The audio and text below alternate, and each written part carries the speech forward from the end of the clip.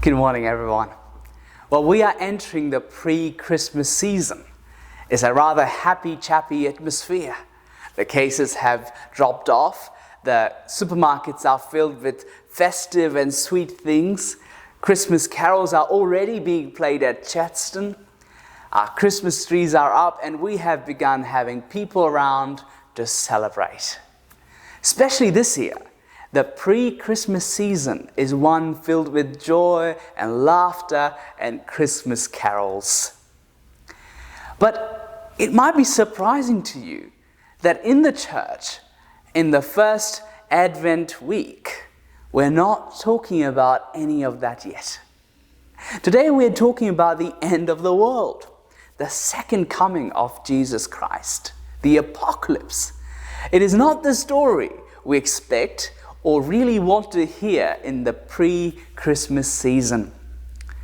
But no, we are not joy killers, but we don't want the most important things drowned in the laughter of Christmas.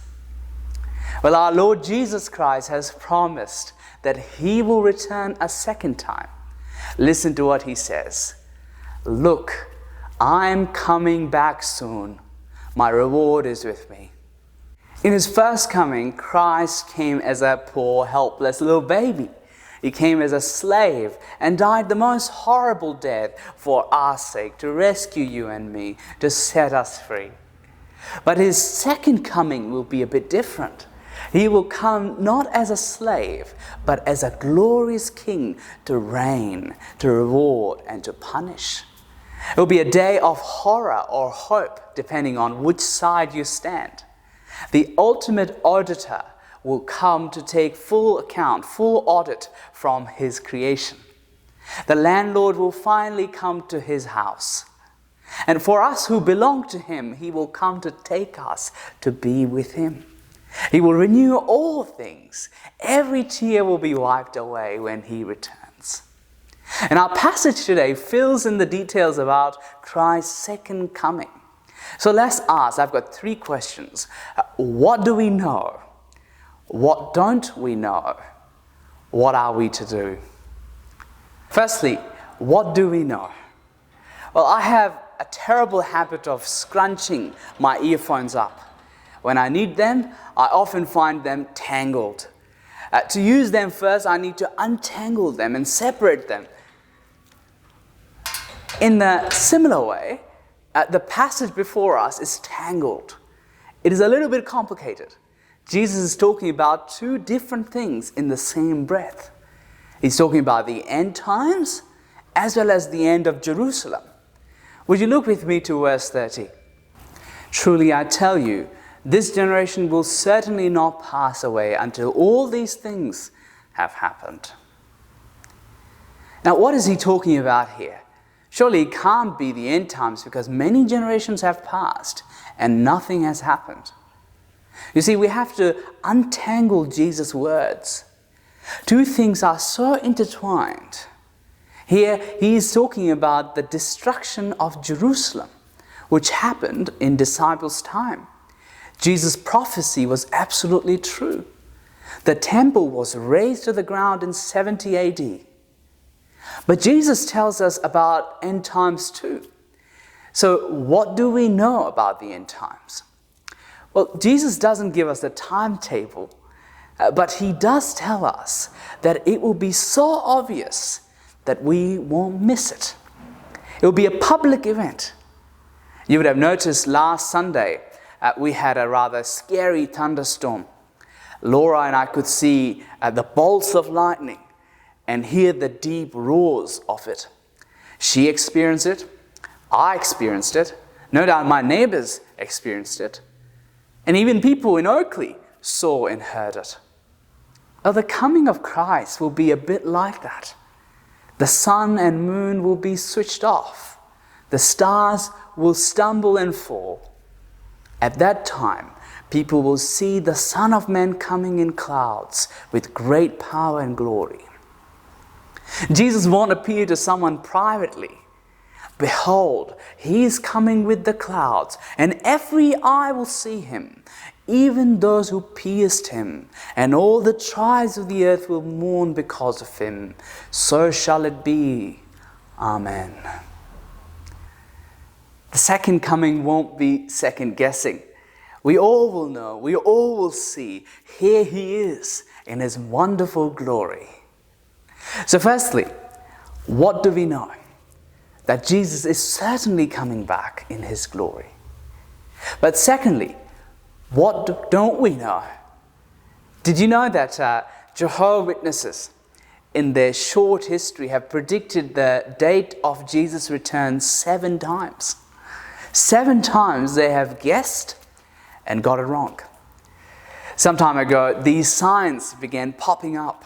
Save the date, return of Christ, May 21, 2011.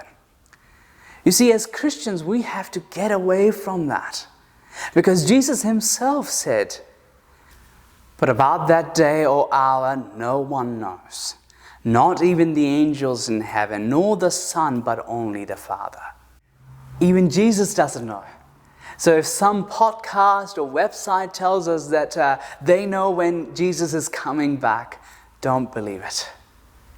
We don't know when he is coming. He could come today, or tomorrow, or 1 year from now, or 1,000 years from now.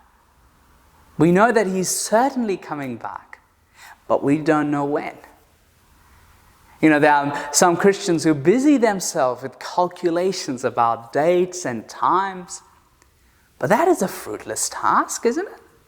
Waste of time that we should be using to preach the good news of the gospel and further God's kingdom.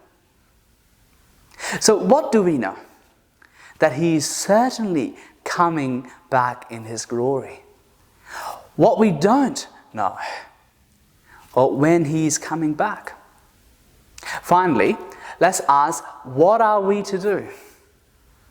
While we await for our Lord to return, we are given instructions. Verse 33. Be on guard, be alert. You do not know when that time will come. It's like a man going away. He leaves his house and puts his servants in charge, each with their assigned task, and tells the one at the door to keep watch. Therefore, keep watch, because you do not know when the owner of the house will come back, whether in the evening or at midday, or when the rooster crows, or at the dawn. If he comes suddenly, do not let him find you sleeping. What I say to you, I say to everyone, watch. Our Lord wants us to be alert and ever watchful. A few days ago, I had one of our lovely parishioners knock at the door to drop off some food. I didn't know they were coming. I was fast asleep in the afternoon. When I heard the knock, I quickly got up and answered the door. My hair was all messy. My eyes had white stuff. My face was unwashed, and I was in my dressing gown. I was embarrassed and almost ashamed to greet them in such a way. Had I been prepared, I would have been saved this embarrassment.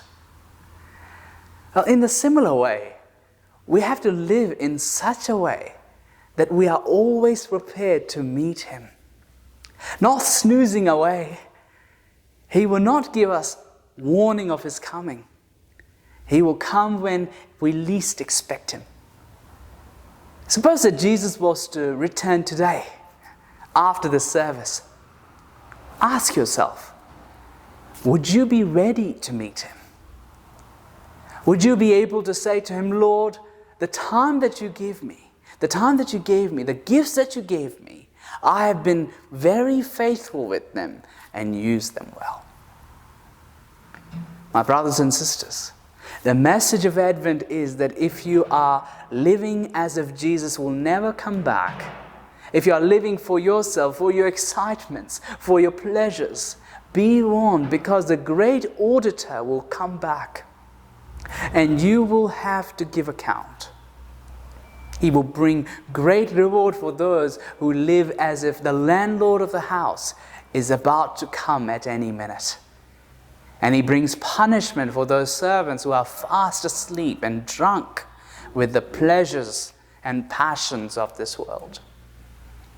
One ancient writer sums it up in this way: he who loves the coming of the Lord is not he who affirms that it is far off, nor is it he who says it is near, but rather he who, whether it be far off or near, awaits it with sincere faith, steadfast hope, and fervent love. May God make each one of us people like that, good at waiting, good at working. The Lord bless you.